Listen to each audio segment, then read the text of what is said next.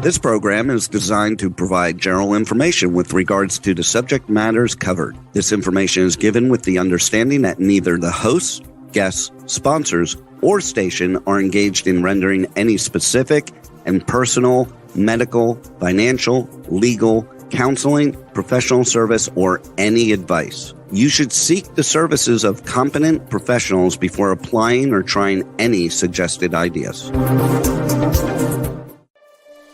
Magazine publisher and entrepreneur Judith Mancini is sharing captivating conversations with experts in their field about the latest trends in our ever-changing world to help you become healthy, wealthy, and wise. Judith Mancini Today will spark your interest and inspire you to lead your best life ever.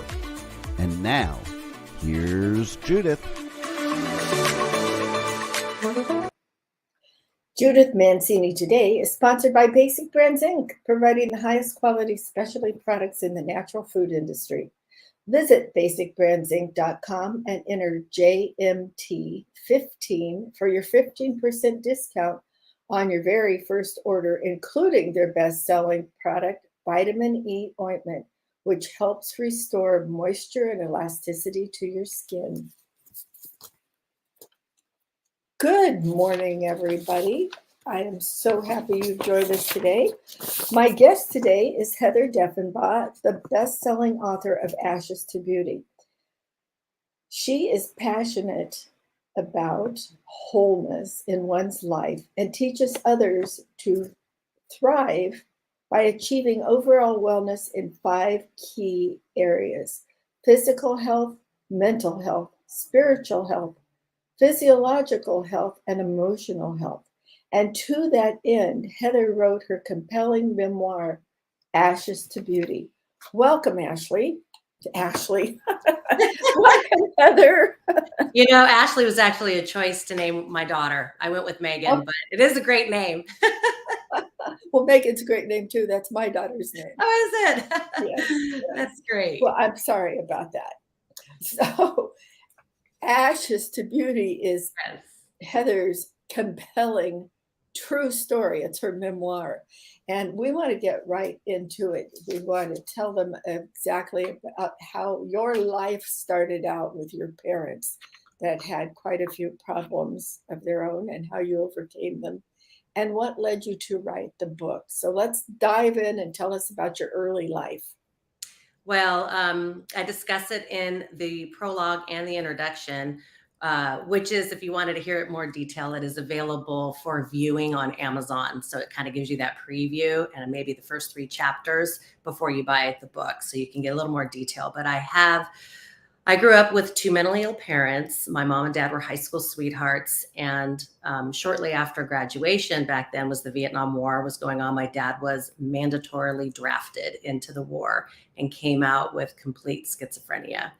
My mom, she tried to kind of hold things together, but she had a lot of problems in her own personal family. She had 2 sisters with addiction, divorced parents, a mom that just really wasn't super affectionate or nurturing, did the basics. So not having a support system and dealing with a husband that comes back from the war with schizophrenia and then having 2 children, kind of put her over the edge. And when I was 11, she had a nervous breakdown and was diagnosed with bipolar later in the late 80s. They didn't have that term in 1981.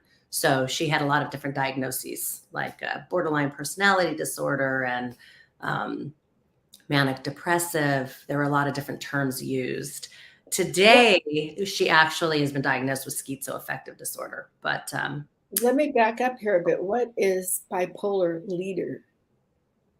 Oh, no, just bipolar. She was diagnosed with just bipolar. Well, there's bipolar 1 and 2 now, because there's extreme, there's extreme levels of it where it's very crippling. And then there's other levels of it where you're very high functioning. So for years, that was where she was, but she actually had components of schizophrenia. She had delusions. I talk about her episodes in detail in the book and what they look like. So she really didn't fit either bipolar or one or two. And I recently learned over the last couple of years in writing my book about schizoaffective disorder, which is kind of has got elements of schizophrenia and also bipolar, and they had to categorize that separately. So I kind of reference that to the book, but we just go with bipolar now. She doesn't need a bunch of labels. We just struggles with mental illness. Most of us don't understand the labels. That's right. And they just do that for the sake of knowing how to treat it. It's got to be categorized in an area so that it can have the proper treatment that it needs. If it's too broad, then it's not treated as well. So excuse me. There's labels. Okay, so what happened when you discovered that she was having all these problems, and so was your father? You were very young, and you sort of had to take over almost raising your brother. Yeah. I mean, I was born into it with my dad, so it was all I knew. I knew there was something different about my father. He wasn't like other fathers at all.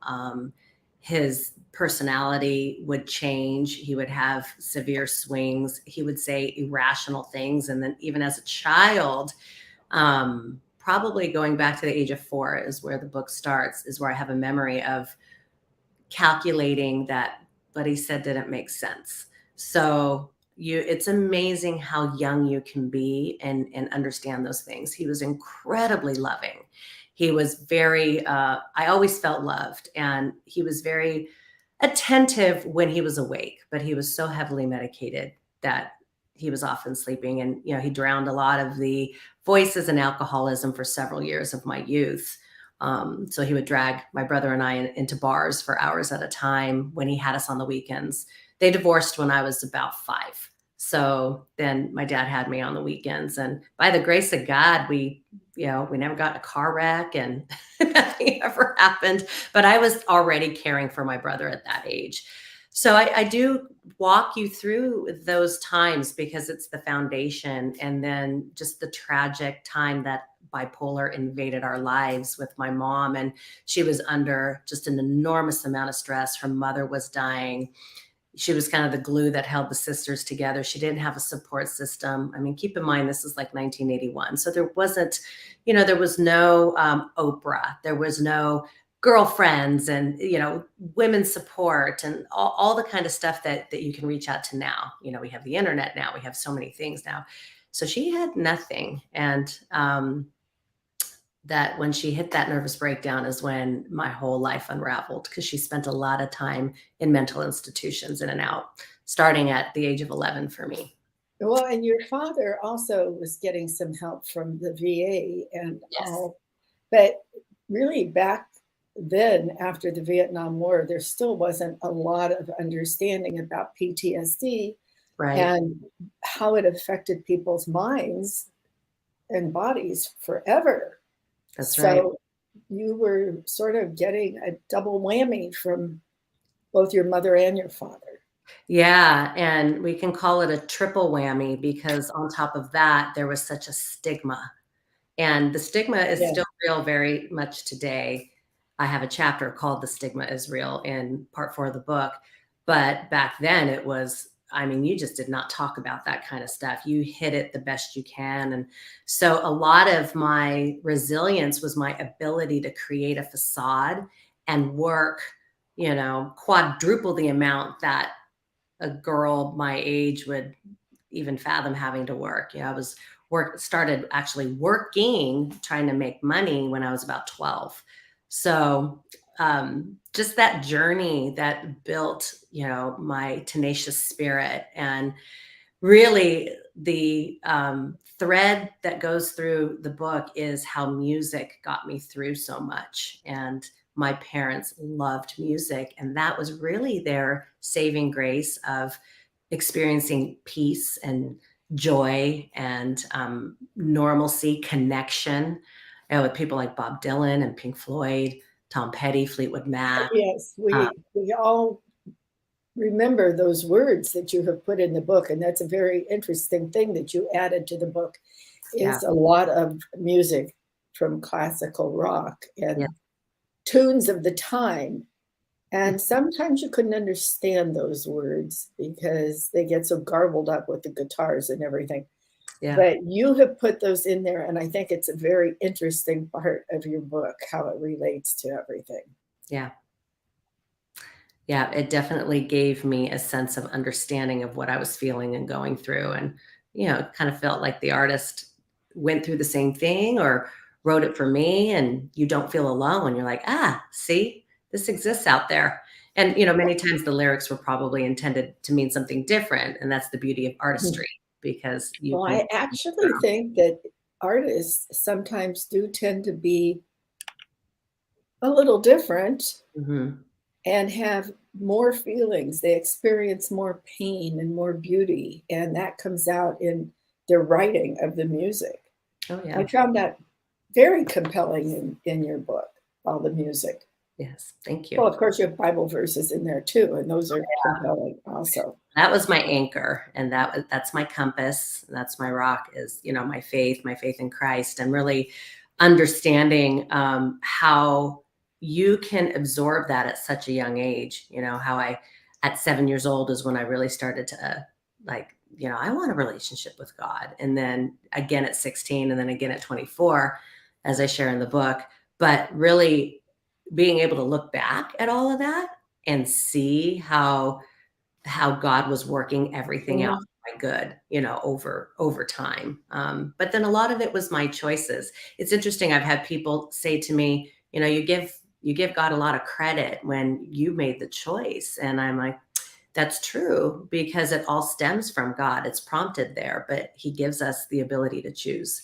And, sometimes I didn't choose the right path. I chose the easier path, or what felt good in the moment, but there's always consequences for that in the long run. Yes, there are. I think God tries to direct you to the right decision, but Oh, yeah. sometimes we don't listen. That's right.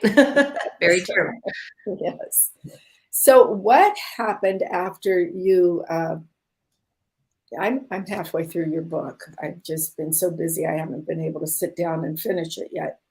But I find it very interesting and very helpful. And I'm sure it will be to a lot of people. But what happened to you after you went to junior high and then you went to high school? Pick it up from there and share with us how it directed you to the rest of your life. Well, I think high school was a pivotal turn for me. Junior high, part 2 of the book is probably the most painful stuff. There's a lot of very difficult things that I'm sure there are kids that age that are going through similar things. I had Yes, a 12 particularly now. read my book that told me that she was so grateful I wrote it. It's helping her so much, which broke my heart to know that she has parallel things in her life. But as I got into high school, I really developed my gumption, my independence, my understanding that I was not defined by my circumstances, that eventually I was going to get out of this and be able to make a life of my own, even without the support. And so I became incredibly resourcement without an internet. If I was driving somewhere, I had a Thomas guide. Those of you, We all did. I guess, in the 90s and below, or no, Yes. that probably the 80s and below. We probably remember these things, but I just remember being super resourceful and getting a little more optimistic, and then meeting my husband when I was going into the 12th grade. So that was a big turning point in my life. And as you move into part 4 is called the transformation. And that's where I began to, for the first time in my early 20s, be free. I didn't have to care for someone, because I was helping to virtually raise, in a sense, my brother, caring for him, making lunches, making sure there was food in the house. He was 3 years younger than me, getting him to the bus stop until he got to the point where he could drive. But even then, when I was engaged with my husband, he was still in high school, so he lived with us. And that was mandatory. We were a package deal, as I told my husband. So that's kind of fun. Those stories in the book are kind of fun. So there's so many different elements that people are relating to. You've got mental health, which covers all of it, because even addiction is a mental health issue. But you have sexual abuse, you have toxic relationships, in youth when you're in high school. And there's a lot of those where you have boyfriend, girlfriends that are very young. They start very young, and they are usually escaping something in their home life, and they're desperately needing that. Yes. So I really speak to those type of toxic relationships in detail and share the one that I had there. But as you move into part 4, you begin to see my own journey of trying to find out, what is my purpose, God? What, and then why did these things happen to me? And then even more is where I get into, I begin to get heavily triggered and not understand what a trigger was. Like I don't think a lot of people today even really understand what the word trigger means, because they're not having any experience with it. They're not studying these things. So they don't, some people think it's actually pulling a trigger on a gun and everybody's shooting everybody. Well, it feels like that internally. Yes, it does. Like you're being a trigger pulled and you're being shot on the inside. But honestly, I really didn't even hear that term until I started going to therapy myself when I started writing the book. And I think we hear the term a lot now in our political culture, which is kind of it's more kind of an overused, watered down term, but really it's a psychological term about when you have trauma, whether, it's PTSD, complex PTSD, severe anxiety, OCD. There's all kinds of different things, but specifically trauma usually correlates with PTSD. Yes, and triggering can it lives in one of your really bad places. Yeah, and you don't understand what it is. I guess the best definition I can give of it is you could be somewhere and there's a scene or a smell where someone says a phrase and it's very reflective of a traumatic time in your life, but you forget about that traumatic time. So it lives in your body, it's embedded in your brain, and all of a sudden you're having the same emotion and reaction that you did back when it happened when you were 12 or 13, and you're feeling like it's happening all over, but it's not. Yes. You're in your adult body. It's a whole different scenario. That would be a trigger. Yes, that's particularly true with PTSD, particularly with the people who came back from Vietnam and they hear thunder or something like that, and they thought they were being surrounded by North Vietnamese and all, and it's very real. And flying for United Airlines, as I did, bringing some of the guys back home. I didn't fly to Vietnam, but I took them between bases. Mm-hmm. And you would have them sleeping, and all of a sudden somebody would make a loud noise and they would just jump out of their skin.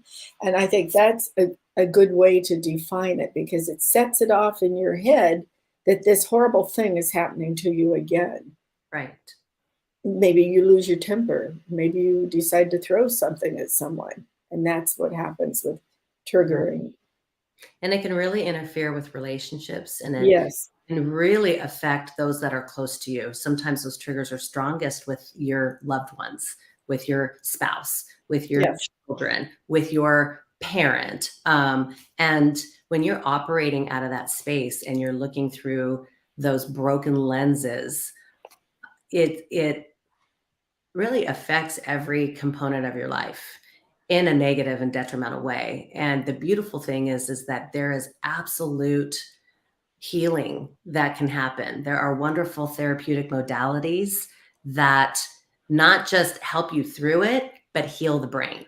You can rewire the brain. You can create new neural pathways that will override these triggers, and you don't experience it that way anymore. So it's freedom. It's like all the shackles get released, and you don't go through that trauma over and over again, because not only is it in your brain and it's emotional, but it's physical. People can get nauseous, they can throw up, they can, there's all kinds of physical things. And I do reference a book that I read that my therapist had recommended to me early in our therapy journey, because I started therapy when I started writing the book. Because as I was writing the book during the pandemic, when I signed with my publishing company, it was November of 2019. And I really dug into it in February of 2020 because I was turning 50 in January and had a big party and went to New York with friends. And I'm like, February would be the time. And then the pandemic hits in March.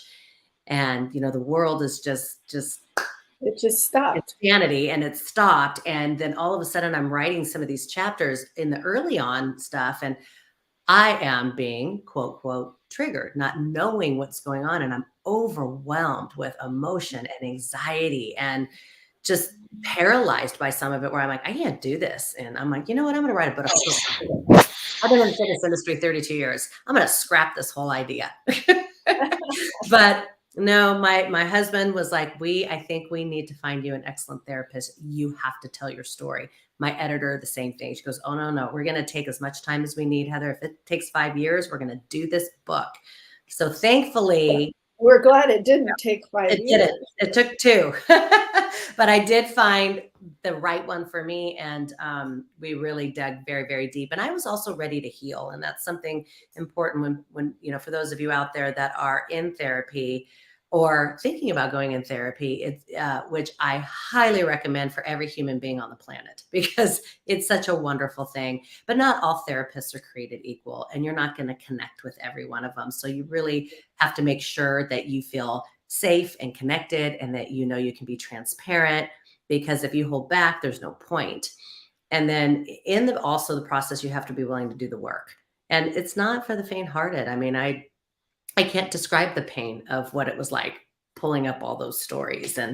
But in doing so, I got to heal through a lot of the trauma. And we did a modality called EMDR, which is used a lot with PTSD, especially war, rape, several different things. And it's incredibly effective when it's done by a licensed therapist that also is trained in that program. Let's tell the listeners what that stands for. Oh, rapid move it. I'm going to tell you though. It's such a fascinating modality. And when I was doing it, at first I kind of felt like, is this going to work? And I know it's done a little differently for everyone. So it's eye movement, desensitization, and reprocessing.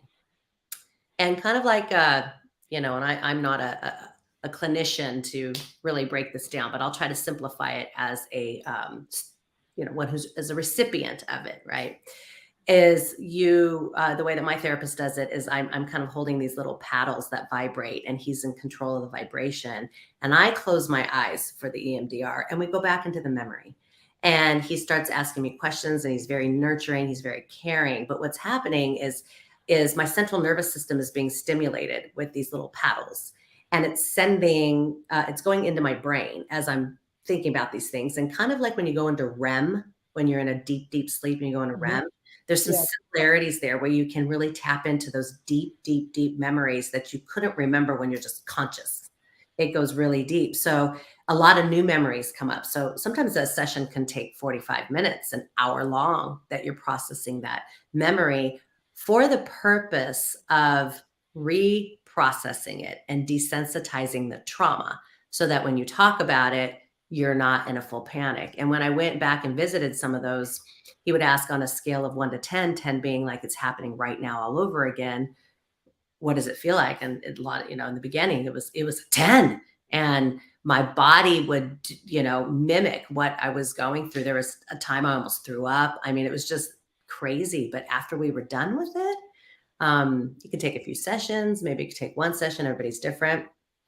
It's amazing that I can have a conversation about these things. And that's how the chapters were birthed. So after I got intensive therapy, I went back to the beginning of the book and I rewrote a lot of it.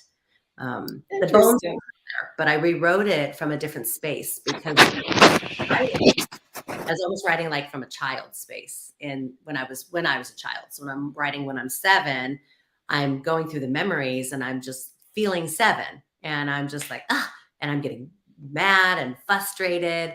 And so my writing was reflecting that. And when I went back, I was writing from a healing space and more memory. I had way more details to add to it. So it was helpful in that sense.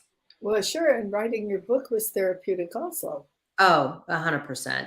It was so many, Judith, like things. It wasn't just one thing. I mean, obviously therapy was huge for me, but it was the cathartic process of writing. Actually, just it's like journaling. Journaling is very cathartic for people. So it was going through the memories and then seeing things I didn't see before, like, how much my mom fought for me when I was little before she got sick, and the way that she did, and endearing qualities about both my parents. So I had experienced a new love for them that I didn't have before.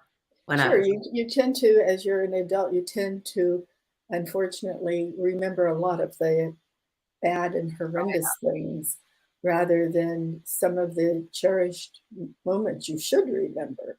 Yeah. That's just the normal thing, I believe. Yeah, that's very true. How long do you write during the day or nighttime? How do you do the process of writing your book? So it would change, but I would try to do it in the day where it's quiet. I mean, my husband and I are empty nesters now. It's actually my son's birthday today. He's 20. Oh, happy birthday. Yes. I'm like, I have a 27-year-old child. I still feel 27 in my head half the time. But he's 27. We all do. That's good. That's a good thing. And my daughter is 25. So she had come home after she graduated from UC Santa Barbara. She had come home in 2019 with the intention of moving out in 2020. And then, of course, the pandemic. So that changed everything. Oh, good. So her name is Megan. Her name is Megan. Yes. And she went to Santa Barbara. She went to UC Santa Barbara. And my daughter's name is Megan. And she also graduated from UC Santa Barbara. What? And still lives in Santa Barbara. Yes. That is an interesting coincidence. And here we are together. Yes. And for all of the audience, you must know that my friend from high school class of 65, Gardena High School, the Elysians, we had a wonderful woman in there, Lupe Ramirez Stengel. Now I can't remember her last name now. know her as Cousin Lupe. Yeah, Cousin Lupe. And she is the one who introduced Heather and me. She listens to my podcast occasionally, I guess, and found out. And I was fascinated by this because I didn't have the greatest childhood in my life. And nobody ever knew about it. So your book has been very valuable to me. And I'm certainly happy she introduced us. What a lot of coincidences we have. Yeah, I know. I always call those, God moments. Yes. He threads all that together and he prompts us. And then if we act on the prompt, amazing things happen. And Yes, Lupe, thank you for listening, for acting on that prompt of your heart to reach out to Judith, to connect. I do find the book fascinating, and I think anybody should read it, but particularly those who have had, shall we call it, an interesting childhood or an interesting time during their teens. It's just very valuable information. Yeah, there's so many things in there, dealing with bullying, toxic relationships, just the girl drama. I mean, we've all been through those things. Oh, yeah. Mean Girls. Mean Girls. Oh, yeah. There's a great chapter on that. And then, the young love and getting married and all of that. It's just such a valuable piece of literature. It's something everybody should get. Yeah. Do that. Do yourself a favor and get that. Well, we stopped talking about your experiences, but you go ahead and tell us what happened after you met your husband and you got married, and then you decided to write the book when you became an empty nester and during the pandemic and all. Did you continue going to therapy through the writing of the entire book and then have to go back and change chapters as you remembered things? Or?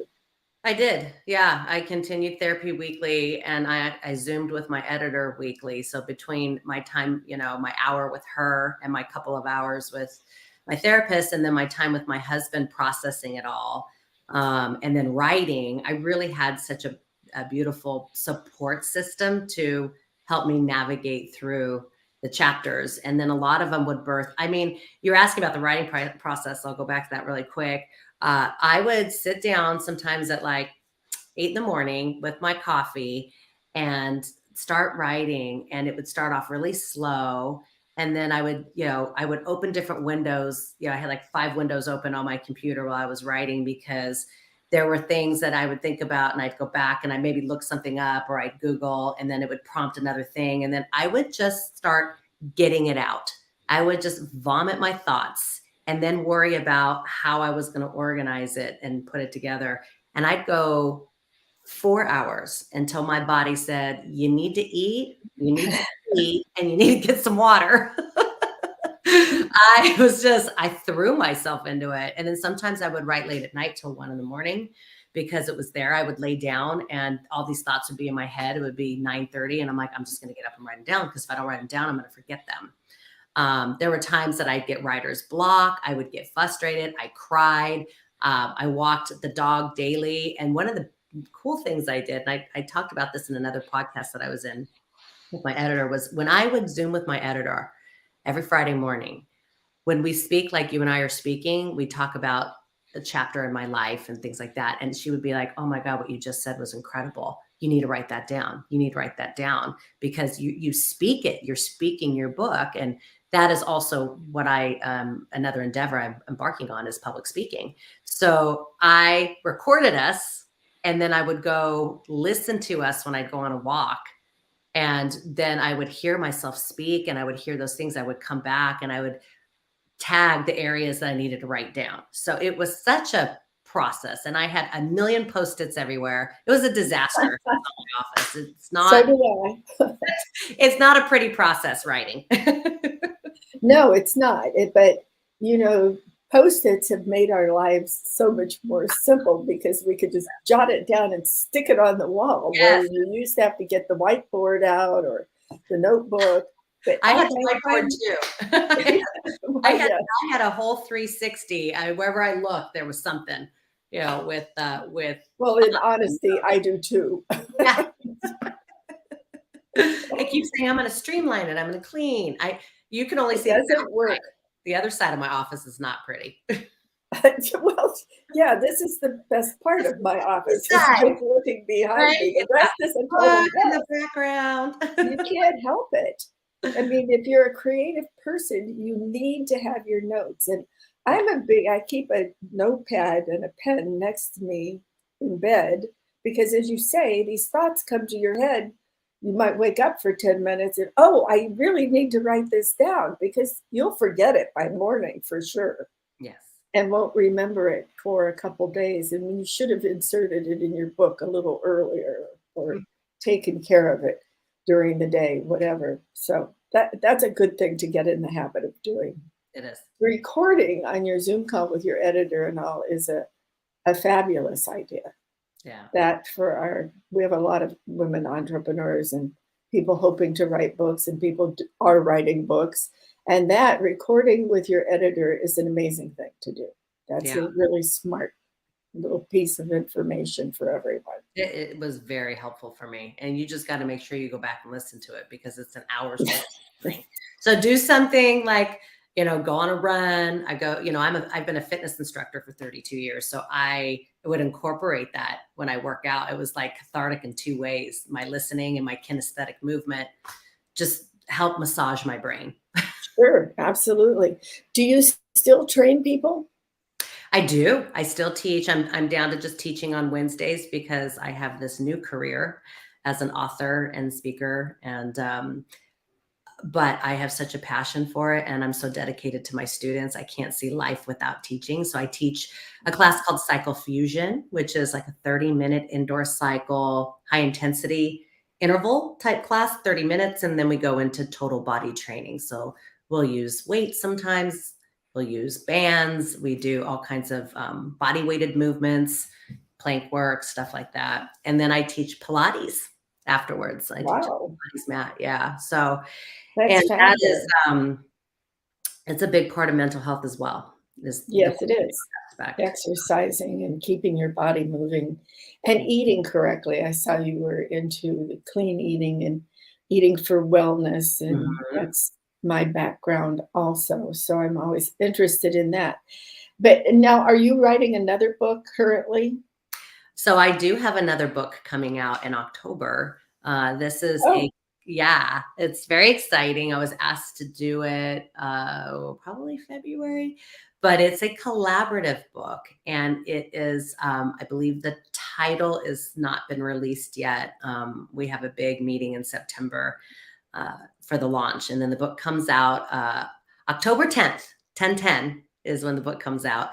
And it is a collaborative book with about maybe 20 plus authors on it. We're all in the fitness industry. We've all been doing it for a long time. And I have a chapter in it. So we each have a chapter on where we see the fitness industry going.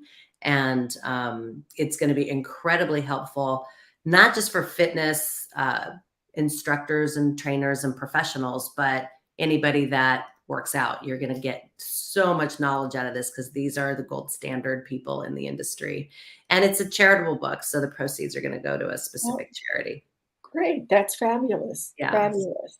That's another book for me, yes, but not until 2023 am I going to start that one. You're taking a break, huh? Yeah, I'm kind of focused on this. I'm a little podcast circuit with this, and I'm doing some other things. I'm partnering with an amazing nonprofit organization called Saga Mental Health and Relationship Centers. And they are a liaison for churches and their pastoral staff and their congregation to not only educate them about mental health issues, but get them the help that they need for mental health issues. Because a lot of pastors, even care pastors, are going through a lot themselves and they don't feel like they can talk about it. Oh, I can't even imagine what your neighborhood pastor is going through between the COVID and now the threat of China and Russia and people being deployed here and there, and students in school and what they have done to our education system and what's going on. I can't even imagine what a pastor is going through. A lot. It must be very difficult. Yes. It is. And if they're not being poured into and they're human beings. I think people put pastors on a throne and a pedestal and think that they're Jesus. They're not Jesus. They're a vessel. You know, they've been called by the Lord they have this gift of preaching. And that is to prompt you to develop your relationship with Jesus, not rely on a pastor. But, you know, pastors under a microscope so often. So it's very sad. There is an epidemic of pastoral suicide happening across the United States right now. Oh my gosh, I did not know that. A lot of people don't know that. And that it needs to be talked about. And so, well, I'm going to do some investigating on that one.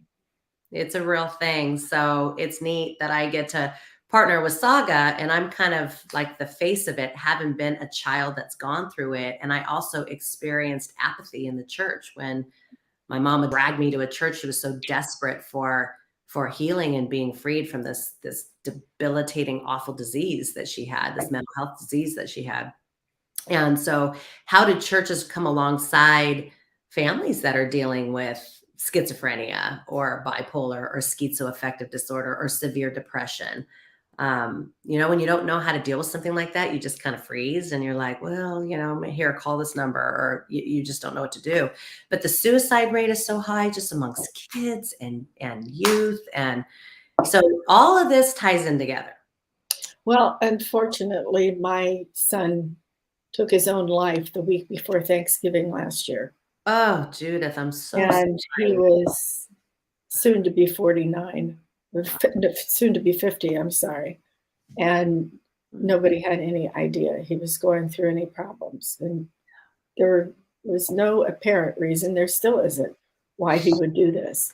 So this is the suicide rate in this country has accelerated so much, and even more so for the last 2 years with COVID and now with all of the other problems that are going on with inflation and war on the horizon and all of this, it's even more. What I find really sad are the young children doing this.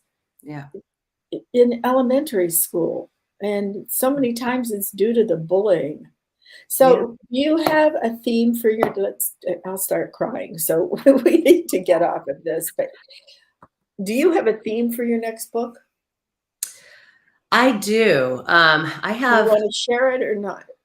sure. I mean, I have 3 in the queue, so I'm not sure which one that, God is going to have me write. I definitely am going to be praying about it. And I want it to be very intentional and know that, okay, this is the book that needs to go next. But I think one of the things that leads a lot of us to these dark places sometimes is our inner critic. And I know my Sure. inner critic is super, super vicious. She can be. Mine's vicious and very active. Yes, same. Okay. So if you're relating to it, imagine the millions of other people that are going to. So when you have that inner critic going off, and a lot of that is, that inner critic is there to protect you, but really can just bury you in condemnation and shame and fear. How do we move out of that space? How do we manage the inner critic? How do we speak to that? And so in all the therapy that I've been getting and understanding it so well, I have a really cute title for it. And it's all of the, like, you should be doing this and you shouldn't have done that. And just the craziness of that. So I'm developing the mind map of it right now. Great. Going to help a lot of people. And this is what's helping me. And it's a journey. It's not, and it's definitely not linear. So that's another thing people beat themselves up on. They start moving out of that, and then all of a sudden, boom, and then boom. That's right. It's a roller coaster. And that, that's part of the journey. It's learning to be gentle to yourself and have some compassion for yourself the way you would for another person if they were going through that. Absolutely. Absolutely. So that's what's next. Where are you doing your speaking these days? Well, I have, like, mostly in my community, I have a speaking engagement with the Seroptimus International Valencia chapter in September. And then I see eventually getting on a large speaking circuit, whether it's through churches or conferences, arenas. That is the goal. That is where I'd like to see myself move, because I know I have a lot to offer in that area. And I do feel like the Lord has called me there to do that. So I'm not quite sure how that's all going to unfold, but I didn't know how the book was going to either. And here we are. Very successful. That's right. The process. Well, Heather, thank you so much for coming and visiting with us today. Your book is fabulous, and I think everybody should read Ashes to Beauty. And be sure when you're looking for the book on Amazon, there's quite a few books called Ashes to Beauty. It actually comes from a verse in the Bible. So people. Mine, Judith, is actually From Ashes to Beauty. Yes, it is. I'm sorry. And I always leave that from out. I don't know why. Find it. Yes.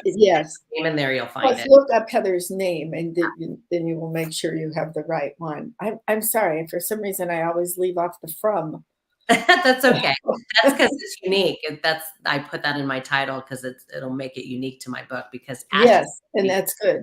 That's a good thing to do. Well, it's a wonderful book, and I thank you so much for coming and being with us today to kick off our summer reading, which will end in August. So here we are, a short month of August for us, and we have another fabulous author coming next week. But be sure to get Heather's book, and thank you, Heather, for coming, and we'll see you later.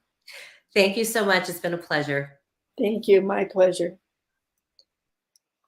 All right, everybody. So next week we do have another author, and we are going the gamut of books. You'll find very interesting things. We even have somebody coming on from Australia, and in the deepest, darkest time of night, she's going to be connecting with us. So that will be a lot of fun.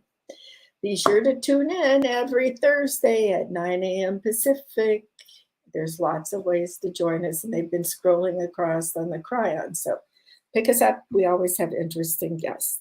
Thank you so much. And I leave you with these words: cherish yesterday, dream tomorrow, and live today.